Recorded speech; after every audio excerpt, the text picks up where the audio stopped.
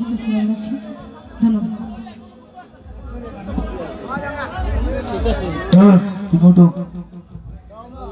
তুমি খারাপ লাগে এলাকার যারা উঠো স্যার, সামনে এলাকার যারা উঠো।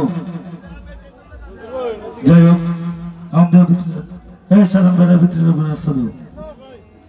সিলেট থেকে আরো এসেছেন সমীর দাদা, সৌরভ দাদা সহ যারা এসেছেন বন্ধুমহল, সকলের প্রতি সালাম এবং আদাব রাখছি।